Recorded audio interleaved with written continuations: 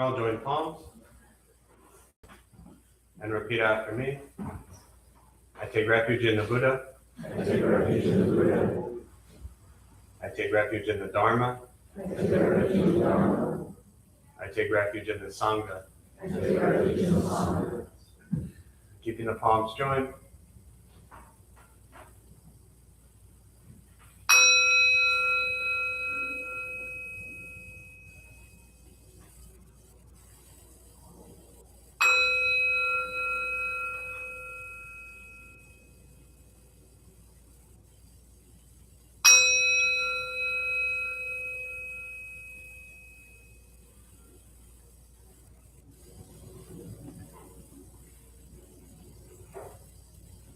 Palms down.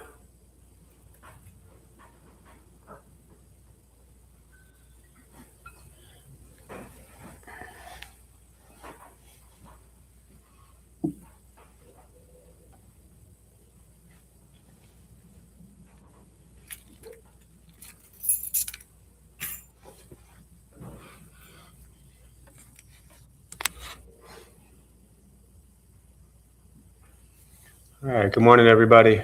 Nice to see you all. Thank you for showing up. Oh, before I forget, is there Kevin Hurley here?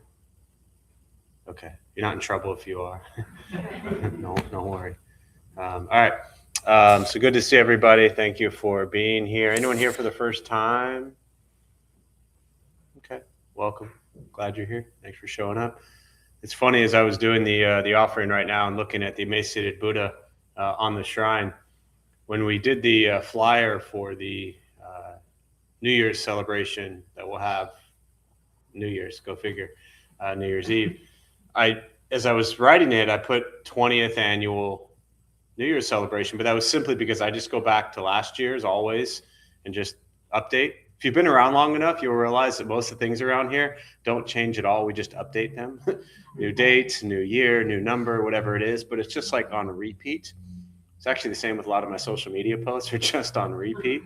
So that way, if I die and anybody's got to take this over, just change the number as we keep going. But when I typed in 20th annual, I was like, it hasn't been 20 years, because we've been talking about how 2027 will be 20 years of Dharma Bums, 30 years of Buddha for You, and 100 years of this actual physical building that was built in 1927, for those who don't know. So 2027 would be cool. But as I was doing this flyer and I put 20th annual New Year's, it didn't register to me, but it makes sense because we opened basically New Year's Eve. So the first year was all through 2007, but we opened New Year's Eve of 2006. What I'm getting at is this whole thing with the 20 years is I was just doing this kind of offering to the shrine here, and especially to the emaciated Buddha, who I always look at. It was pretty much 20 years ago.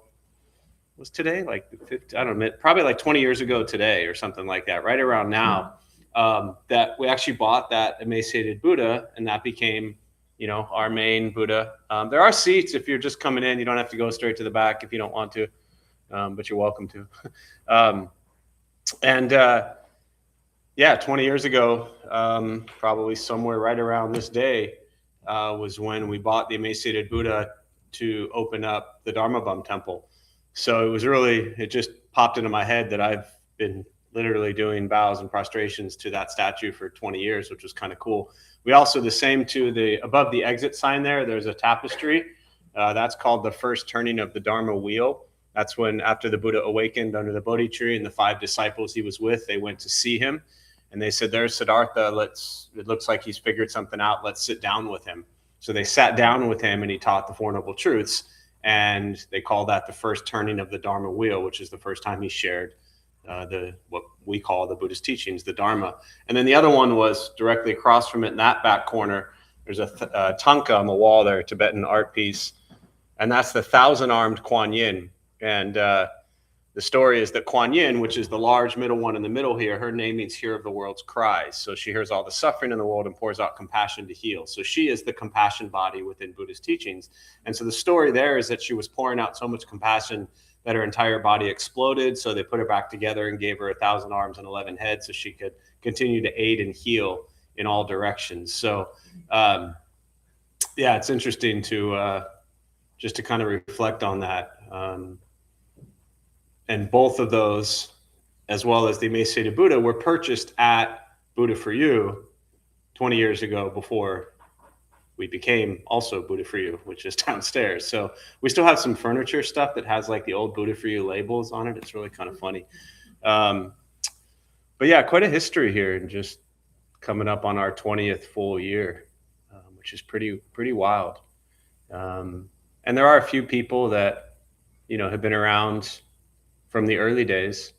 And then there's a few people that, the few hands that went up, like this is day one. And the good news for those of you who are brand new is what you get to look forward to is all of those of you who've been around so long are so calm and peaceful and happy. So for those of you who are here for the first time, just talk to some of the old timers, and I don't mean that by age, and they'll tell you how calm and peaceful and wonderful and happy you'll be eventually if you just stay at it. So don't give up, keep going. But yeah, so always for me, just super cool end of year to kind of reflect on and have gratitude for every single person and place and thing that has entered this building and kind of the Dharma Bum world to make this all possible, to even have the opportunity to sit here with you all. So I appreciate you all showing up. To those joining virtually, welcome, glad you're here. Thank you for showing up as well. We'll start with a meditation practice. For those who are maybe joining for the first time or sitting for the first time, a couple things to tell you. Nothing's going to happen to you. You're not going to float away. You're not going to have any mystical, magical experiences. The mind that races all day long is not going to shut off.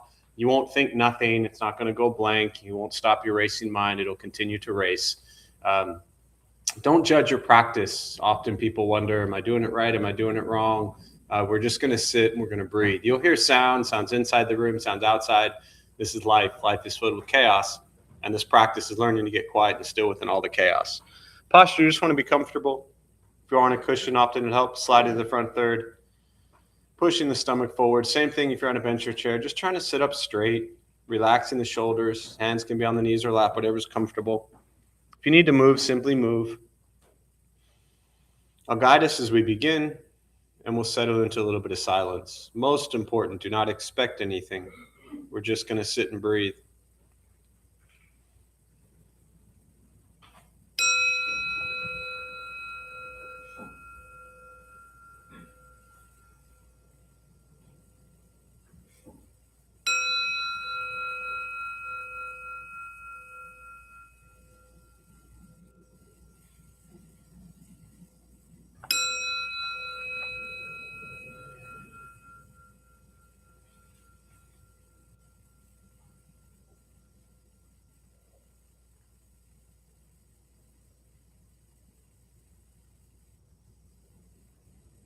And starting with the eyes closed if comfortable, or slightly open. Mouth is open or closed. We'll start with taking 3 deep breaths slowly.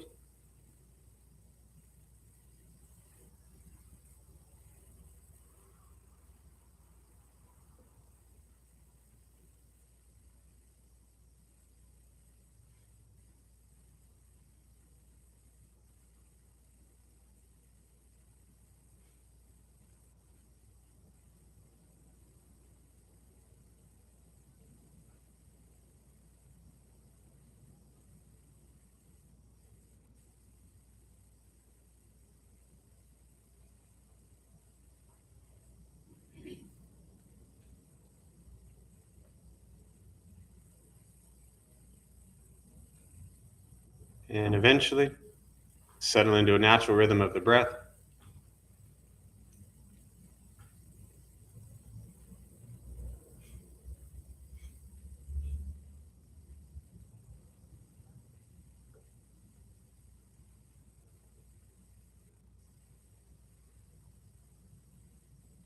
Noticing the mind as it wanders, jumping from thought to thought.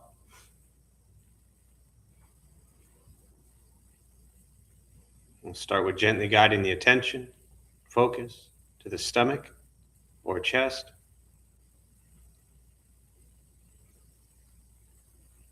Breathing in Feel them rise. Breathing out, feel them fall.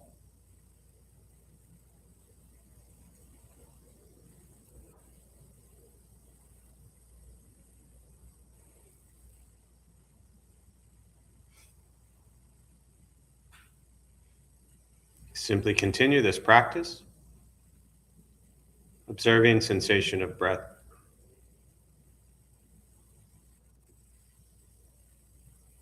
Expecting nothing but to sit and breathe.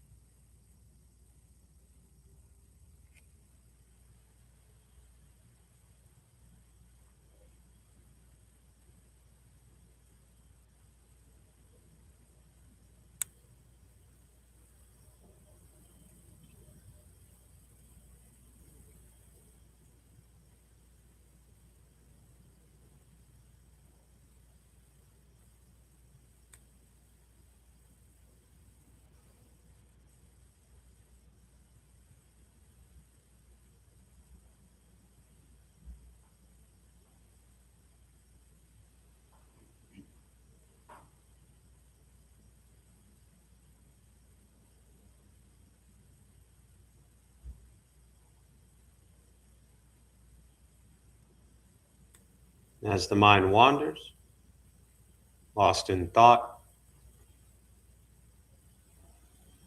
recognize it, release that thought, return attention, focus to the breath.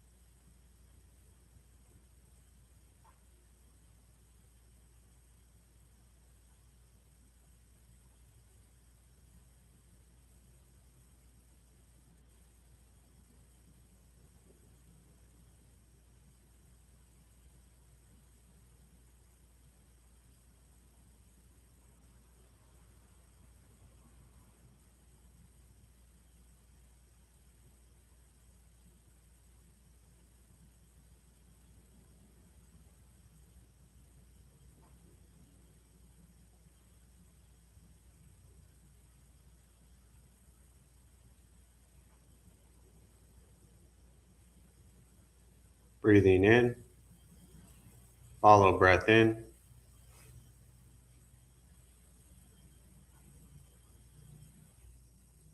Breathing out, follow breath out.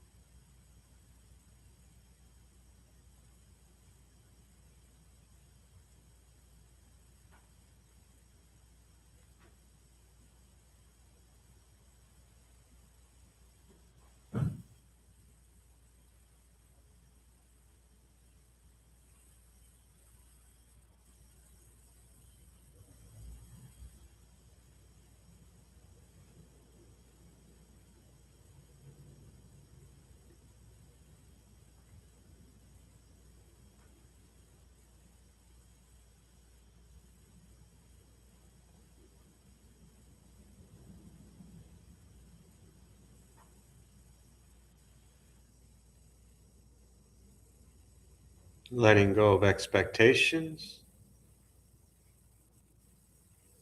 letting go of judgments from your practice, just sitting, breathing.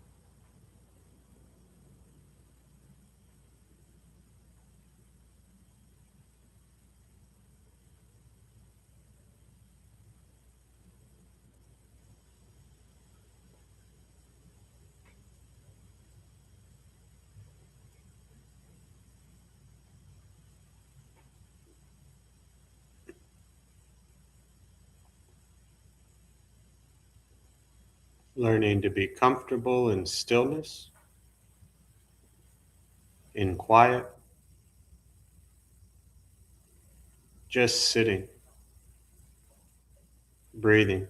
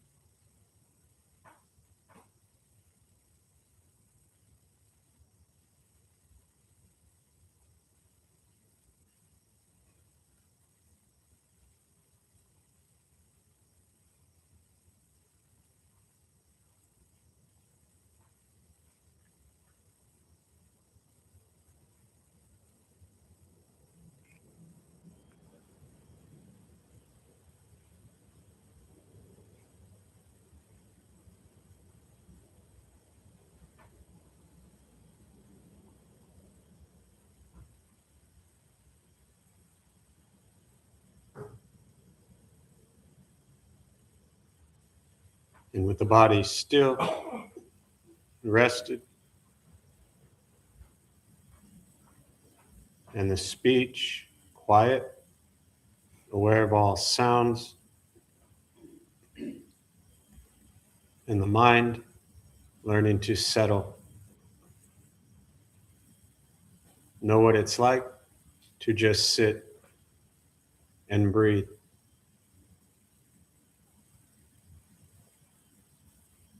Knowing with each breath, there's nothing else to do, nowhere else to go, and no one else to be. Everything beautiful, exactly as it is. Sitting, breathing.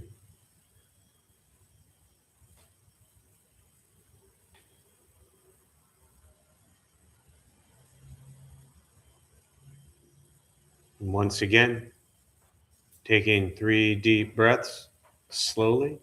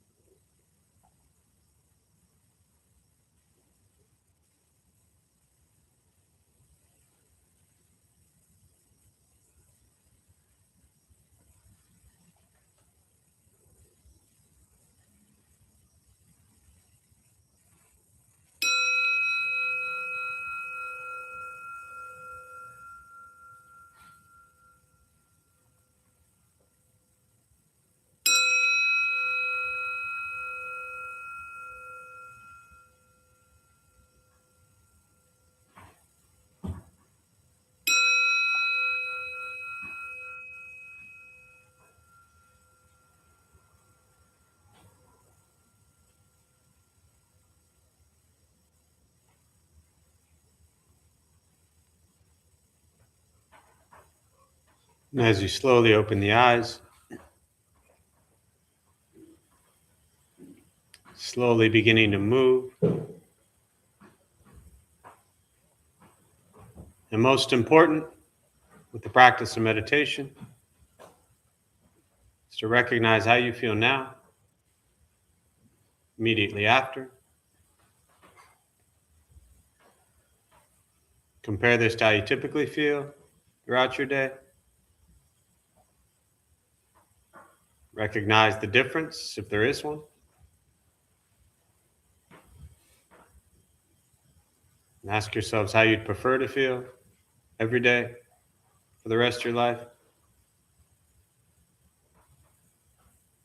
And realize however you feel now, if it's quiet, calm, and still, or a busy mind, racing mind, whatever you're sitting with at this moment, it's not from anything I said. It's not from how you sit and hold the hands or cross the legs. It's not from the sounds around us or anything else for that matter. It has everything to do with your own mind and your own mind's reaction to an external condition. This is what the Buddha called pratitya samuppada, means dependent origination. This is the basis of the Buddha's awakening. The word Buddha simply means awakened. He was a human being, no different than any one of us, who began to understand why he suffered, why he got angry, sad, depressed, stressed, anxious. He began to understand the causal relationship of all phenomena. And what that means very simply for all of us, regardless of where you come from or what you believe in or where you think you're going, your whole life is filled with things that happen. You react. More stuff happens, more reactions. That's it. This practice is simply learning what it's like to respond to something quietly, peacefully, still. Because for most of us, the way you responded to the last 20 minutes is quite different from how you respond to every other 20-minute period of your day. And so all we're working on is closing the gap to where the way you feel now is closer to how you feel always.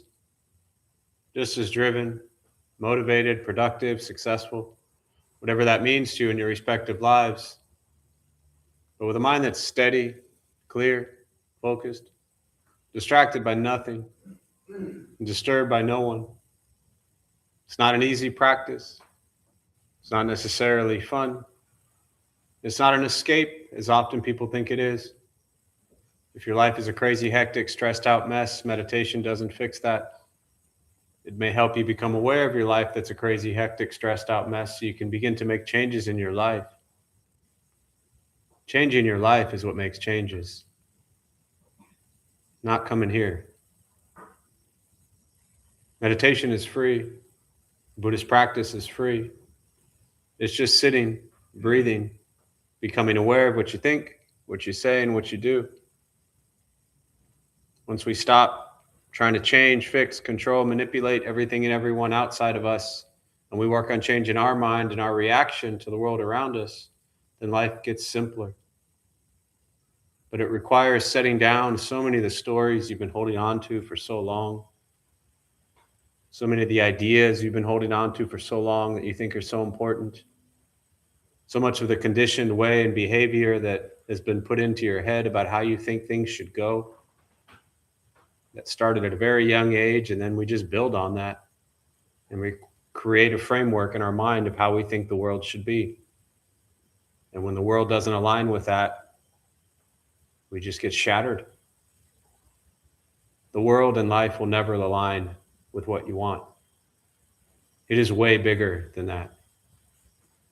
The question is, how do you respond to what's happening around you? And can you respond with loving kindness and compassion? And not hatred and anger towards self as well. Too many people carry so much hatred and anger and resentment and guilt and shame. You're just human. However much you've been expecting of yourself, drop it. Like 30 levels, and then you may be able to attain that. But I wouldn't even try to attain that. Sunday in the Heart Sutra, we talk about a lot the last few weeks, especially going beyond this idea of trying to attain anything. And that doesn't mean you become this blob that stops functioning in the world. It doesn't mean you stop doing things. It doesn't mean you stop working. It as much as you might like to, right? Or going to school or whatever, wherever you're at in your life, doesn't mean you stop. It just means you start doing things that you enjoy and you're not trying to get anything from it. Too much of our lives, by the time it's already too late, we're just so driven to try to attain some goal. And very often those goals have been set not even by ourselves, by somebody else. And then we grow up believing it. We adopt that. And the next thing you know, you're 50 years old, you wake up here and you're like, oh shit, what am I even doing? Wake up to that. Drop the story. Learn to experience each moment with appreciation and gratitude for just simply being alive. All the pain, all the suffering, that's the first thing the Buddha said, you're going to suffer. I mean, the guy wasn't kidding, right? You will experience tremendous suffering in your life. That's what we get. You'll also experience tremendous joy and happiness in your life. That's what we get. The problem is people are not okay with the suffering. And they want to quickly move past it. It's all temporary, as is our lives.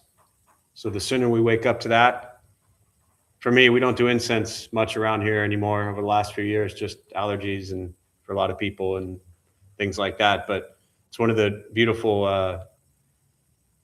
kind of symbolic meanings of the offering of the incense stick burning, is that incense stick becomes ash.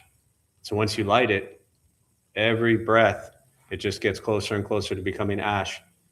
So for me, for a very long time, I used to just sit and watch the incense stick burn as a reminder that that's my life. Once you're born, you've been lit. That's it. Said that a handful of years ago to 20-year-old college kids, and it had a different meaning, right? But the idea is that incense stick is burning and it will become ash. That's us. So what are you going to do while you're still burning? Sit there and mope and complain and be miserable? Go right ahead. But most people have done that most of their lives, and that sucks.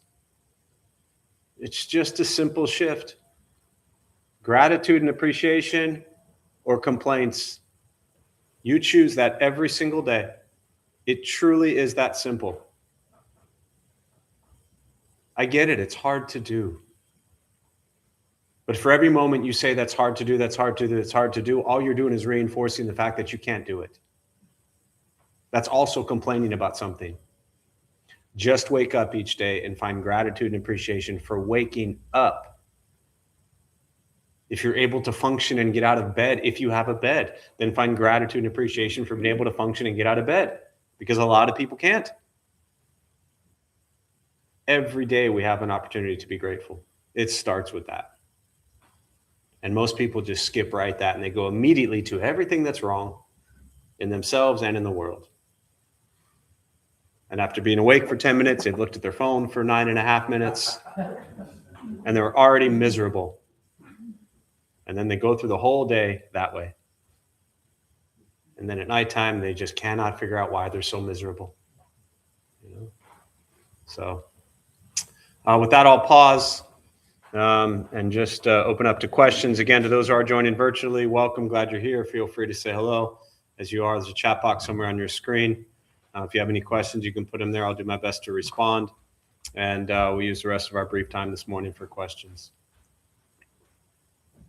I've been listening to a lot of Thich Nhat Hanh talks recently, and he's given a few what he calls one of the last teachings of the Buddha. Is building an island of yourself to take refuge in.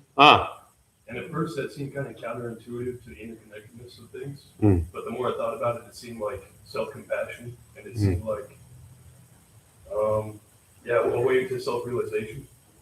And I was wondering if you have any thoughts on that Dharma, or I guess any advice on how to build a better island. Yeah. So, one of the first thing that comes to mind is Venerable Yizhe, my first teacher, Buddhist nun, 22 years ago down the street at Shifang Temple. She used to always say that when you go to sleep at night, you close your eyes, you go to sleep, whether there's somebody physically next to you or not, you're always alone. That we get so conditioned to think that this like physical presence is what means alone or not alone, right? I'm sure many of us in this room have maybe been in relationships at a point in their lives where they may have been physically in a relationship, but they felt more alone than ever. And then the flip side is, you meet an absolute stranger and you feel more connected than you ever have before, right? And those are just two random, totally. One example I remember years ago, we had a retreat down, a day of silence down at the old temple downtown. And to the kids, their assignment during the cleaning portion, silent cleaning, was to clean the refrigerator. And so there were, two 20-something-year-old kids cleaning the fridge together, but no talking. And afterwards, they shared that they had never felt that connected to somebody, cleaning the refrigerator silently with an absolute stranger. And so this idea, coming back to the original teaching, that when we close our eyes, we're always alone, is that we're always just with ourselves. That's it. And you mentioned at the end self-compassion. It really does start with, okay, well, here's myself, right? Forget this non-self Buddhist teaching, because none of us are there. You're not going to get there anytime soon. I mean, let's be real, right? So this idea of, can I love myself? Can I appreciate myself? Can I have gratitude to myself? And most people spend their entire lives hating themselves, so they can't even get there, right? Have you done good things in your life? Have you done bad things in your life? A lot. Do you see how you even responded to that? Why couldn't you have just said yes? Where I was going to go with that, which you made it even easier, I said, have you done good things in your life? You said yes. Have you done bad things in your life? And you said a lot. Yes would have been okay. What I was going to say was, most people spend a majority of their time focused on all the bad things they've done, which clearly by your response, you're like, a lot. Let me rephrase the question. Have you done good things in your life? Yes. Have you done good things in your life? A lot. A lot. Have you done bad things in your life? Yes. Yes. You see that shift? It sounds so silly. And I know it's not easy in a way, but we have to begin to recondition our mind to see things differently. This practice of non-self without abiding in non-self, to me, says, if my view of myself is one big illusion and a story, and I am not who I tell myself I am, no matter what story I tell, then I might as well tell myself a good story. It's all an illusion anyways. So I can wake up and tell myself what a piece of crap I am or what an incredible person I am. And I do ultimately believe there's a middle path balance in there to stay humble and things like that. But if you're going to make up a story about yourself, make it a good story, right? You talk about the Thich Nhat Hanh teaching of like creating an island, right? So when you go to an island, do you want to go to a beautiful island or an island that just sucks? You want to go to a beautiful island. So if you are that island, begin to see yourself as the beautiful island. This interconnectedness is not about being, again, the Buddhist teaches, we're not all one, right? I get this kind of new age, we're all one. We're not all one. We're different bodies with different minds, with different thoughts, with different consciousnesses. We work together, we interact with each other. We are contingent upon each other. This conversation is only happening because you and I are both here, right? So we relate to each other, but we're not the same. But this interconnectedness means, can I be that beautiful island I'm talking about and still interact with you? And whether you love me or you hate me, that's your stuff. That has nothing to do with me. My beautiful island is my beautiful island. And as I interact with the world, everybody's going to have different views, you know?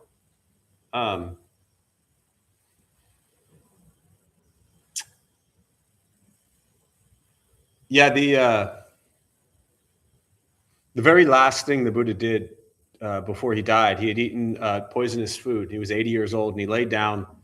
There's many of you might have seen the image of it. A lot of people call it the sleeping Buddha, but it was actually called the Nirvana Buddha. It's Nirvana meaning extinguished, but it's the moment of death at the time of the Buddha. It's the one where he's like reclining. It looks like he's like kicking back, you know, on the couch. That's when he died.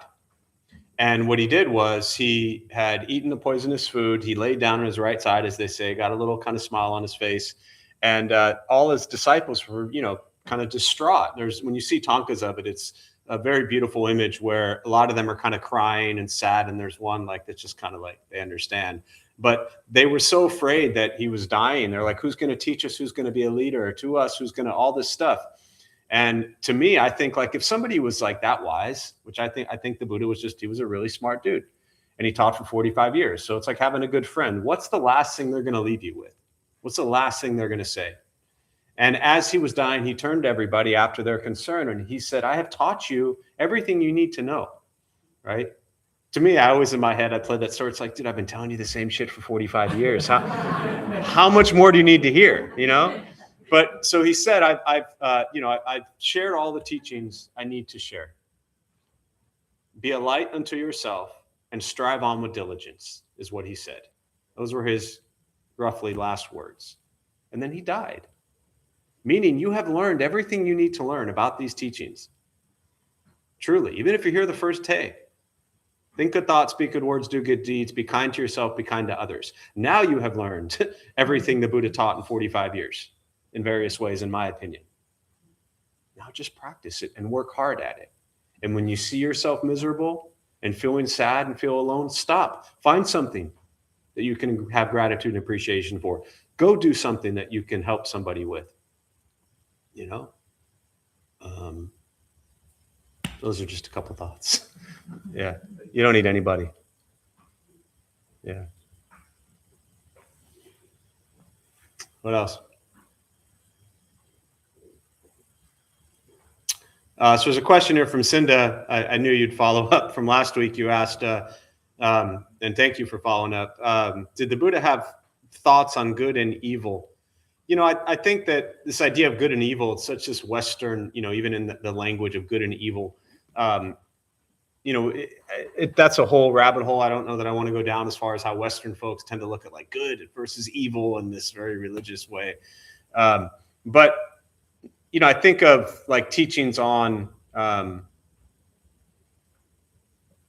for example, and I'm not a storyteller, I'm really terrible at Buddhist stories. But, you know, the Buddha's cousin tried to kill him. You know, show of hands, would you all define that as evil? Right? Somebody tried to kill him. You know what he did? Forgave him. Good, evil. There you go, Cinda. Yeah. You know, we have an opportunity to be kind or to not be kind. We have an idea to harm or not harm. I'm not a fan of this intense word of evil. You know, like to say that they're an evil person. They're just a person. And they do things driven by greed, as the Buddha taught, driven by anger, as the Buddha taught, driven by ignorance, as the Buddha taught. You know who else does things driven by greed and anger and ignorance? You don't even know me. Why are you saying me? Whoever said me? Who said me? I said you. You said you, but who said me? All right. All of us, every one of us in this room does things driven by greed, anger, and ignorance.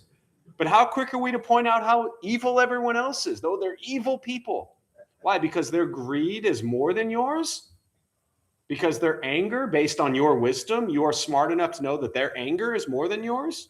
Their ignorance is more than yours? How ignorant is it to think that somebody is less greedy, less angry, and less ignorant? That's as ignorant as it gets. We all think that other people are worse than us. And therefore, we think that other people are better than us. Right? Old school Depeche Mode 80s fans in here, people are people. We all have levels of greed, anger, and ignorance. And we all have levels of generosity, compassion, and wisdom that we practice to overcome greed, anger, and ignorance. All of us. We're miserable because we think others aren't this enough or they're not that enough. And then we flip that around and then we think we are not this enough or we are not that enough. And so we're spending our entire life with some lens that is judging ourselves and others. And then you wonder why you're so freaking miserable. It's not that complicated, folks. Do things that help people. End of story. Generosity. That is the first thing the Buddha taught to overcome suffering. Go give to people. Help people. That's all. And like, that's it. So when people talk about being miserable, I say, who have you helped today? Did you help anyone today? Well, last week or on Wednesday. No, today. When you're miserable, go help someone. It's not another Thich Nhat Hanh, Dalai Lama, Pema Chodron book. Go help people. It's that simple. Yeah. How could you equate that to good and evil, skillful and unskillful action? Yes, definitely. I mean, and I should have said that. That's a great way to. It's funny because in my brain I was like, "There's something I'm searching for," and it didn't pop up. But it was skillful and unskillful. To me, one of my favorite Buddhist kind of teachings, and the Sanskrit or Pali word is upaya, which is skillful means. And so this idea of the challenge with skillful and unskillful is it requires a discernment of what ultimate wisdom is to know if it's skillful or not, right? Because here I am as an unenlightened fool thinking I know the most skillful action, right? What do I know? But for me as a practitioner, I always default back to what is my intention? Is my intention, meaning related to what I think is skillful, beneficial to self and others, or is it harmful to self and others? And so most people know when, from a skillful, unskillful standpoint, when we're doing things that harm ourselves and harm others, that would be considered very unskillful. So it is recognizing a skillful action coming from a place of generosity, compassion, and wisdom, coming from a place of loving kindness, coming from a place of non-attachment, kind of this non-self view. So yeah, skillful action versus unskillful. And many of us abide in unskillful action a lot. And again, then we wonder why we suffer. Our suffering is not because of others. Yeah. What else?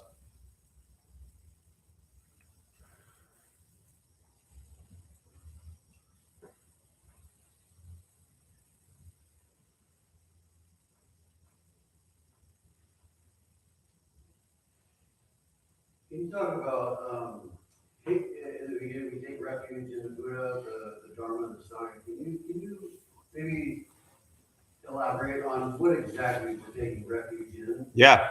So the question was, at the beginning, we take refuge in the Buddha, Dharma, Sangha. Can I elaborate on exactly what we're taking refuge in? So the first thing is looking at the word refuge. When you hear the word refuge, right, shout out some words. What does that mean to you? Safety, comfort, shelter, protection. So looking at the word refuge, it means different things to different people, but it starts with that, is understanding what does refuge mean to you, right? And again, that's different things for different people. Safety, comfort, protection, home, whatever it might be. Then we're taking refuge in the Buddha, the first thing, right? This is called the triple gem, the three jewels of Buddhism.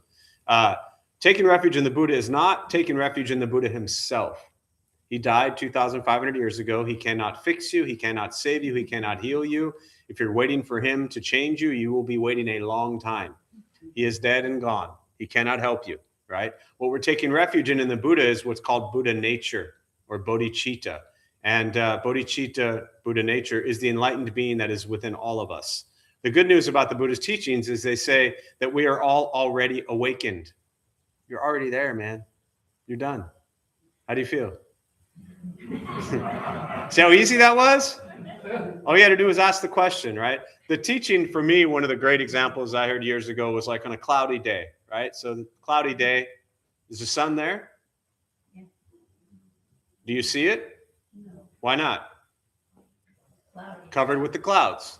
And so the practice is to look at what are those clouds? And that is the three poisons, the greed, the anger, the ignorance, the craving, desire, our attachments, all these things. Those are the clouds in the way. So it's not about chasing the sun. It's about parting the clouds. When the clouds part, the sun shines. So when your greed and your anger and your ignorance part, when your cravings, your desires, your attachments decrease, that Buddha nature, that awakened being that's within you will shine more. But it's not like you got to go get some Buddha nature and put it there. It's already here. We were born hardwired with it. Beautiful. We've also added a whole bunch of crap that we don't need. So it's parting that, right? So that's taking refuge in the Buddha, ultimately taking refuge in the bodhicitta, the Buddha nature that is within you. The second, which to me is very liberating, because if I had to rely on somebody else for my peace and happiness, that would suck. If I had to rely on someone else to, bring me that joy, and you'd be searching your whole life. That's what most people do. It's within you. The second thing is the Dharma. These are the teachings, what the Buddha taught, right? All the sutras, the Buddhist teachings, all the books that talk about the teachings. This is the Dharma, what the Buddha taught, right? He taught for 45 years before he died. And then the third one is the Sangha. And this is the community, people that you practice with, kind of at the time of the Buddha, it was the monks and then the nuns and, the disciples, and then it expanded from there. Modern day today, it's a group of people coming together, looking at meditation, Buddhist practice. This is your Sangha, your community. They inspire you, they motivate you, they challenge you, they hold you accountable, right? So community is critical. And this is where going back to kind of, you're an island unto yourself, but you're also interacting with others. How incredible it would be if everyone in here was just that beautiful island, and together that beautiful island was helping create more beautiful islands. This is the Bodhisattva Path. This is the 1,000-armed Kuan Yin. If we're all angry, miserable, pissed off people, how many people can we help? But if we're all peaceful, happy folks filled with gratitude and appreciation, how many people can we help? A lot. So that's in essence what you're taking refuge in. And I always like to add to the Sangha piece that, a lot of people come to places like this and think, well, there's my community. And so in a place like this, people are going to be nice to each other here, right? As we scatter out in a few minutes, you go to get your shoes, you're probably not going to run anybody over trying to get your shoes, because you're like, well, I'm at the Buddhist temple, I'm going to be nice, right? But the same people that are in your way in traffic on the 805 freeway, the same people that are taking your customer service calls, the same people that are making your sandwiches the wrong way, they're sitting next to you right now. You're nice to them here because you've built in your mind, this is my Sangha, my community, my safe place. I'm not going to be rude and nasty to anybody here. But 5 minutes from now, these are the people that are going to cut you off on the freeway. So think of those places as your Sangha as well, and you will change how you respond. And when you change how you respond, your life will change. Not in here. Too many people come here thinking like, this is the place that's going to make me happy. No. This world is not out there. You have to create it within you, and then you bring that into the world. That's the practice. And once you begin, to me, the correct view, the Eightfold Path, right? Fourth Noble Truth. Correct, starts with correct view. To me, that is such an important piece for me personally as a practitioner on the correct view. Is that my view always was that something else or someone else or someplace else was going to be the thing that was going to make me happy. And when I began to see from my view that no, it had to come from inside of me. That's where it had to begin. And when you get there, then you can do anything. Because you are the incense stick burning and you're going to die. Could be today. Could be 100 years from now. We don't know. But it's going to happen. So why waste any moments being miserable and angry and pissed off at things that are absolutely out of your control and that happened like 50 years ago or yesterday? So, what else? Yeah. Chuck, can you talk a little bit about attachment? Attachment? We're transitioning, as you know, out of San Diego in the Yeah. next few months, and attachment to the city, to friends, to our home, Mhm. to our couch, to the table, to Yeah. like all the stuff that we're attached to, and detaching. Yeah. There's a sense of identity that comes with this sofa for some reason, right? And the holding on to it, some of it is just like I'm gonna miss you on this place, right? Yeah. But other stuff is like, why am I holding on to an empty? Right. And that level of attachment to things and stuff, and then sort of once you sell the house and sell all your stuff and move out of your city, and now you're a new person in a new place, then who are you? Right. Yeah, that's great. So the question for those who didn't hear it virtually, to sum up, is to talk about attachment to stuff. And as you transition and you move to a new city, all the stuff that's here, the couch, the end table, the things you're going to miss, like that's what to use your words, I think you're talking about, that's your identity. And when you leave, like, where's that identity, and how do you deal with all that? So I'll kind of close with these thoughts. And in essence, I mean, what you're asking about is, as you know, literally the exact journey of the Buddha. And so I'll start with that, and then I'll give maybe some other stuff from there. But, you know, him as a prince, growing up in a palace, all the wealth, all the riches, all the women, he had everything he could imagine, right? I bet he had some nice couches, you know, tons of end tables, right? Like, you got to put that stuff somewhere, right? Have you seen the George Carlin skit on stuff? If you forget, I'll send it to you. If any of you haven't seen it, it's a George Carlin skit on stuff. And it's great because he talks about how you have your closet of stuff, right? And then you're going away for the weekend. So then you need your small bag of stuff. And then wherever you get to, there's an end table, or like a, you know, in the hotel or whatever, where for your little stuff. And he's just talking about all we do is spend our lives moving stuff around. But back to the Buddha. You know, so as the prince, when he left home, he said, I'm renouncing my attachment, which is your question, I'll get to that in a minute, to all of my worldly possessions, right? Now, you're not doing this, but I'm just starting with the story. And so, you know, for one, he cut off his beautiful, long, princely hair to show that the hair was a sign of kind of royalty and him being a prince. And he said, I'm getting rid of this. None of these things, none of the palace, the role as the prince, none of that was who I am. Those were all just things and people and places. I'm not saying they're not important, but none of that is who I am. None of that is his identity. That is the role that he played. That is the view people had of him. That is the stuff that was in his life, but that wasn't who he was. What he was searching for, in my opinion, was who am I?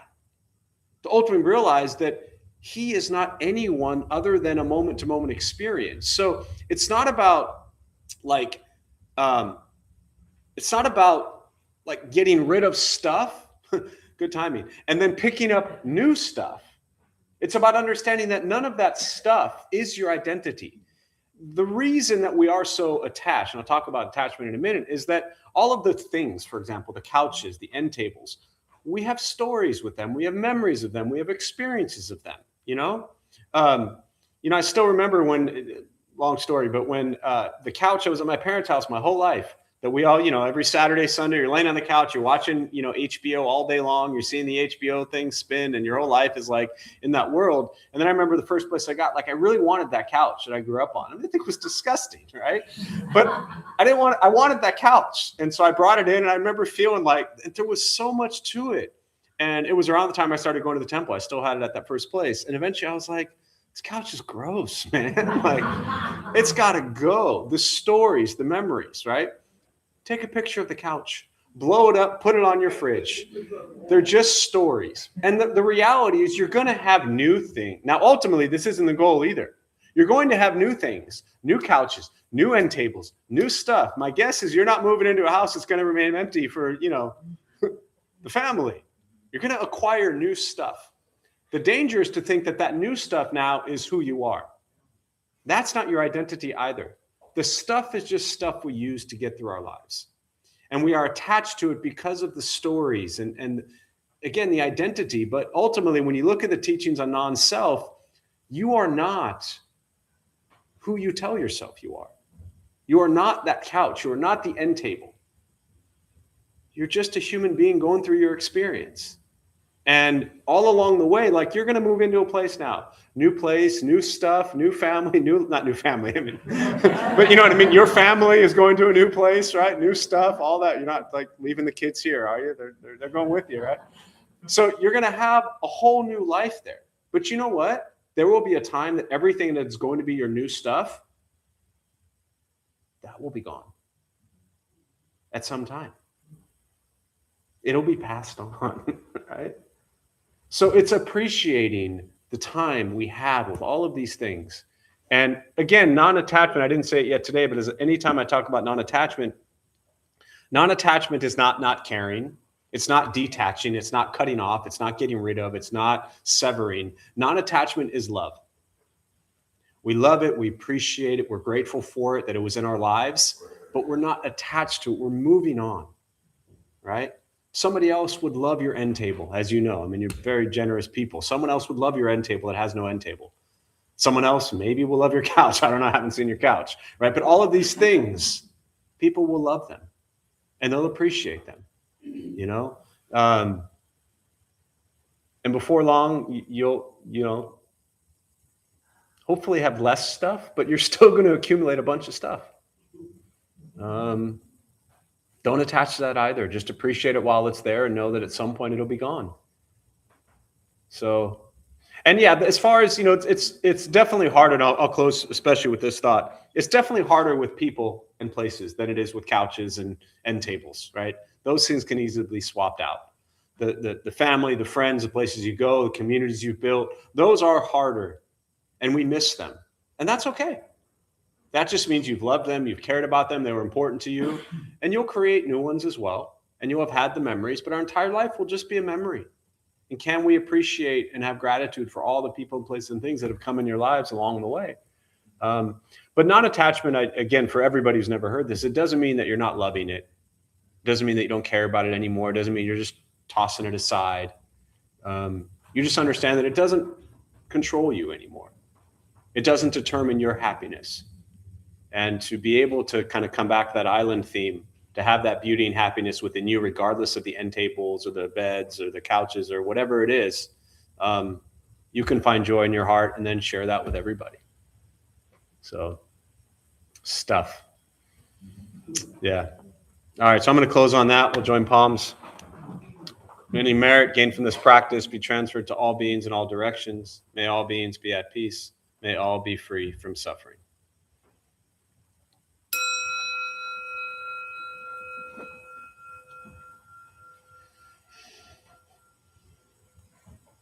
All right, a few quick, Anne, Anne's going to do announcements for head out. And I just have two things real quick. As Anne's coming up, we really need a new Tuesday at noon, starting after Christmas. We need a new noontime meditation leader. So if you want the code to be able to open the temple, you come in about 5 minutes before noon. You hit the bell to start meditation. We sit silently. It's from noon to 1. And then you hit the bell again. It's actually 2 25-minute periods. But noon to 1 every Tuesday, we need somebody to open the door and hit a bell. So if you're interested and available, Tuesdays noon to 1, let myself or Maggie know. Also, we need a Thursday night host. Same thing. You don't even have to hit the bell. You just have to open the door Thursday night, so all the classes on Thursday nights can happen. So we really need another Thursday night host. The Tuesdays every week. The Thursday night would probably be once a month. So if you're here on Thursdays anyways, or you want to come on Thursday nights, there's 2 classes going on. We need somebody to open temple on Thursday night. So thanks. Sorry. Hello, everyone. I'm today's host. My name is Anne. We opened the Dharma Bum Temple 18 years ago to introduce Buddhist practice to those who show up. Those who lead are not nuns, monks, gurus, masters, or teachers, and are not looking for students. They are simply practitioners sharing their interpretation of the practice. Every night we have different classes led by different people from various Buddhist traditions. We have a recovery sangha that meets several times a week for anyone with addiction, and our food redistribution program is every Thursday at 4:30. We have classes and programs every day, and everything we offer here is always free. The full schedule is on our website and also posted in the entryway above the shoe rack. We have a lending library. If you see a book you like, feel free to borrow it and bring it back whenever you are done with it. Please straighten your seat or cushion before you head out. Thank you for being here. We wish you well and hope to see you all again. Thanks, Anne.